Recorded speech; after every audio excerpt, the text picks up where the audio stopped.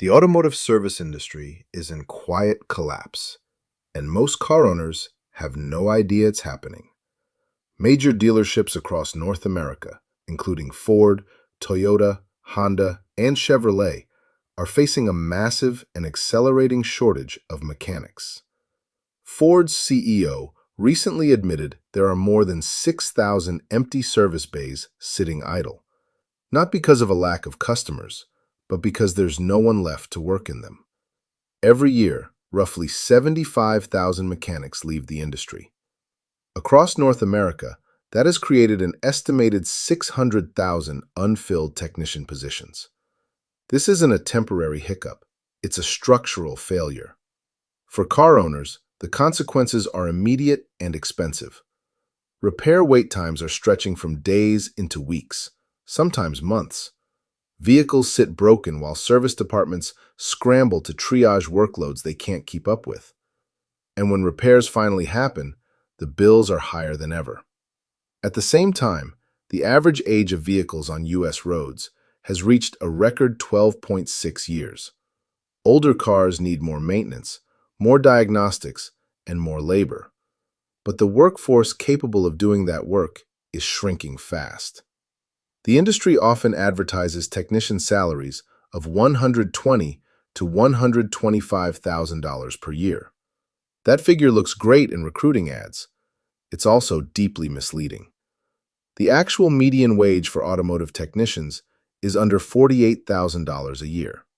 The reason for the gap lies in the flat-rate pay system, a model that rewards speed on paper, not real time or real effort.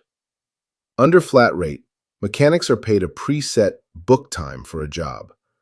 If the book says a repair should take 2 hours, that's all they get paid, whether it takes 2 hours, 4 hours, or an entire day. If bolts are seized, parts are defective, software fails, or documentation is wrong, the extra time is unpaid. That means technicians routinely work hours for free. Warranty work makes this worse. Manufacturers dictate lower pay rates for warranty repairs and continuously slash book times, even as vehicles become more complex.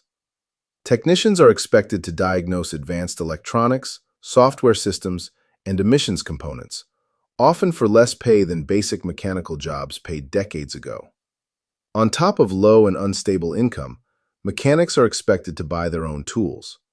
Over a career, that can mean $50,000 to $100,000 in personal tool debt. These aren't optional expenses. Without the tools, you can't do the job. But the cost falls entirely on the worker.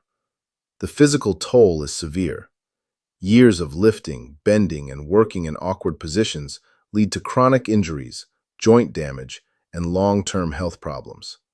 Mentally, the pressure is relentless. Tight deadlines, angry customers, unpaid labor, and constant performance monitoring create a toxic, high-stress environment. As conditions worsen, the industry is losing its most experienced people first. Master technicians, the ones who solve the hardest problems and mentor younger workers, are leaving. That knowledge walks out the door with them. New technicians enter an environment with less guidance, more complexity, and fewer incentives to stay. The industry often frames this as a labor shortage. That framing is dishonest. This is not a lack of willing workers. It is the result of decades of cost-cutting, misaligned incentives, and systems that extract value from technicians while burning them out.